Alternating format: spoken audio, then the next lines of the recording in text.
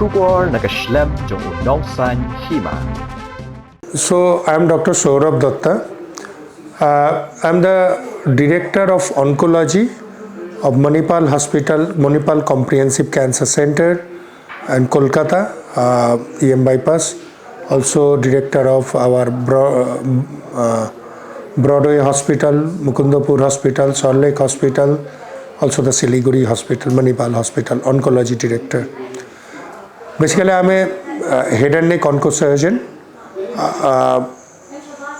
As a cancer surgeon, I treat the cancer of oral cavity, thyroid cancer, laryngeal cancer, parotid cancer, hypopharyngeal cancer, those we treat. So if you see, the highest cancer incidence in Meghalaya is East Khasi region. Overall in Meghalaya there is a higher rate compared to the national average, and it is almost double in East Khasi region. So the major cause is rampant use of tobacco, tambul and also alcohol. So, but again, if you ask tambul, because everybody here, majority of the people are addicted to tambul, also to tobacco, and a lot of people also drink. So these are the major causes of cancer in this part of the country. So from tobacco, look, there are two forms of tobacco. One is chewable form, that is your tobacco chewing habit, also areca nut. These are chewable form of tobacco. Now these causes mainly mouth cancer, hypopharyngeal cancer, esophageal cancer, stomach cancer. Whereas smoking of tobacco mainly causes lung cancer, laryngeal cancer. So as chewing habit is more here, three cancers are very high here. One is oral cancer, one is hypopharyngeal and esophageal cancer, and one is stomach cancer. These three cancer incidence is very high in Meghalaya. Excellent. So if you see, oral cancer is one of the most common cancer in India, and a study from All India Institute, Delhi, All India Institute of Medical Science, they have shown that 75% of the cancer patient, when they reaches the actual surgeon or cancer specialist, they are stage 3 or 4, that is advanced cancer. How much? 75%. Only 25% of them reaches to a cancer specialist in early stage. So this is horrible. So for that reason, awareness is most important. There are some warning signs. If these warning signs are there, you have to reach to your doctors. Like if for oral cancer, if there is a ulcer in your mouth which is persisting for more than 2-3 weeks, you have to go to. If there is not a ulcer but abnormal tissue growth in your mouth, then you have to seek appointment from your doctor. If there is a swelling in the neck, you have to go to doctor. If there is for esophageal or hypopharyngeal cancer, if there is a problem persisting 2-3 weeks, you are facing some problem during swallowing, you are facing some pain, burning sensation for consecutive 3 weeks, then you should go. If for laryngeal cancer, if your voice is broken, hoarse, and it is not, everybody of us in some point of time broken voice, but it normally becomes normal in 1 week, 2 weeks. But if it is persisting for more than 2-3 weeks, then you should seek foreign medical advice. In cancer, when we are going for cancer surgery, our main aim is two. One is we have to give a good survival so that the patient will be disease free and they should live longer than what is expected to do with the cancer.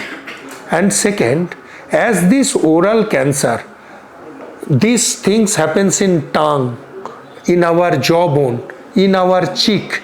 Removing this will cause a lot of problem on our speech, swallowing, taking food, cosmetic appearance, everything.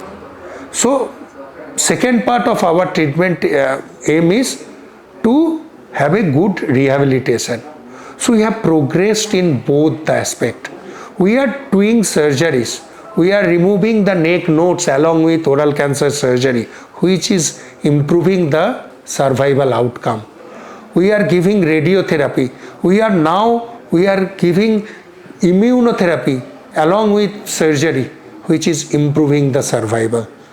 On the other hand, from cosmetic for rehabilitation part, we are doing a fantastic microvascular reconstruction. What is this? So for cheek reconstruction, we are removing a large part of cheek. We are removing the bone with the hair. So for if we are removing the bone, we are taking a small bone from the leg, which we don't use for, which is not much usable normally, and we are making a new jawbone from that bone. We are making cheek, tongue from our hand skin or thigh skin. So these are, by this way, we are making an excellent outcome in speech, swallowing, even in some aspect cosmetic. So there are two stigma. One is, some people think cancer is a contagious disease. That means if you have cancer, from you, if I come in contact with you, I may get infected with cancer. First of all, cancer is not an infectious disease. Tuberculosis is contagious. Means if you have and I am with you, the disease may be transmitted. Cancer never transmit like this, number one. So there is no fear of transmission. There is no fear of isolating the patient from others because he has a cancer. Number two, there is a conception. He has cancer. Now nothing can be done. He is going to die. Why we should spend our time? Why we should spend our money for him? I am telling you, a lot of cancer nowadays, we are nearly curing them. Patient is living a long life and near normal life. So this stigma has to be removed, has to be gone, because we are giving an excellent outcome with cancer treatment. Cancer is contagious, which I have told. No, it cannot spread from one person to another. Number two, cancer means death. There is a perception. Cancer is synonymous to death. As the patient has cancer, there is no way to cure him. Absolutely wrong. A majority of the cancer nowadays, with advanced treatment protocol, they are nearly cured and many a time completely cured. So this is again a misconception. Third misconception, if you do a biopsy, the disease will spread. Absolutely misconception. Biopsy is required for diagnosis. Without having biopsy, we cannot even start the treatment for cancer. So biopsy is essential, and if you take a biopsy, cancer will never spread. This is third. And number four, after cancer surgery, patient will not be able to speak, patient will have a lot of difficulty. With modern techniques, with modern reconstruction, with everything, after cancer surgery, patient, they continue to live a near normal life. So again, this is a myth. So the first thing is lifestyle modification. If you keep yourself away from tambul, that is superior areca nut, alcohol, tobacco, the chance of getting cancer becomes half, because more than 50% of cancer in our country because of these habits. So if you don't have these habits, already 50% chance of cancer is gone. Next is, so this is the number one. Number two is screening. All cancer is not screenable, but there are few cancer like oral cancer, like breast cancer, like cervical cancer for female. They are curable, they are screenable. So these cancer screening should be done from private authorities or government authorities, because a lot of pre-malignant condition can be identified, and if the habits with a strict counseling, these habits of tobacco or alcohol or tambul can be stopped in this patient, they will be cured. Number two, if we can identify the disease in early stage by screening, then absolutely the disease outcome will be better. Look, I told you that majority, 75% of our patients, they detect in advanced stage, stage 3, stage 4. And when you are detecting stage 3 or 4, the chance of survival decreases. Now, I don't know what was the condition of your patient, in which, because stage 4 has 3 stages, A, B, C. C means the disease has spread everywhere in the body, and the chance of cure is very less. 4B is also difficult to remove by surgery. Again, chance of cure is less. But a lot of 4A patients, they got cured or have a good survival.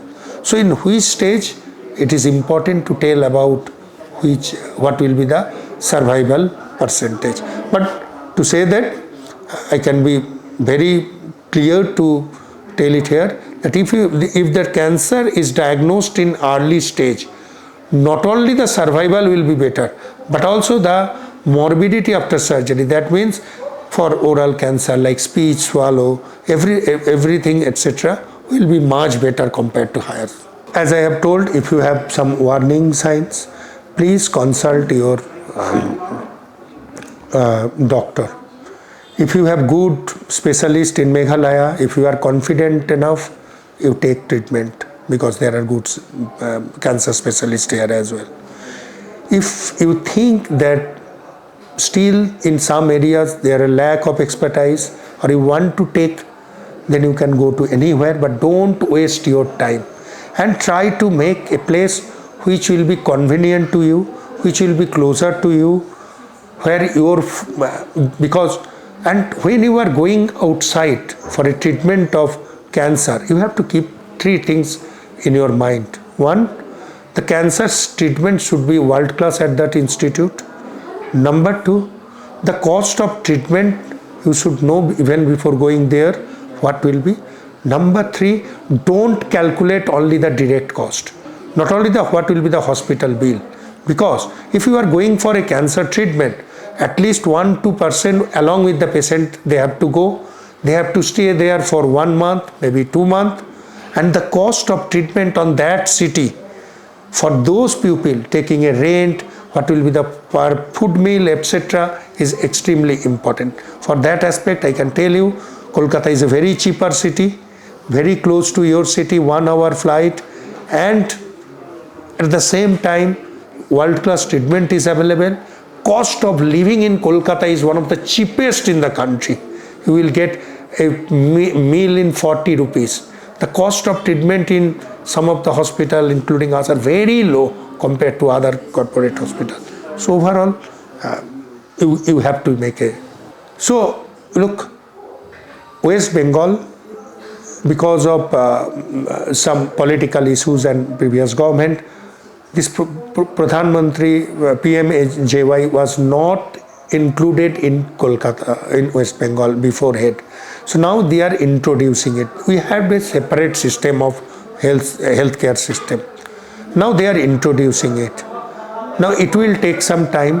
Whether all hospitals are taking, what will be the condition, how much patient they have to take, it is not finalized yet, but we hope some positive thing will come in India.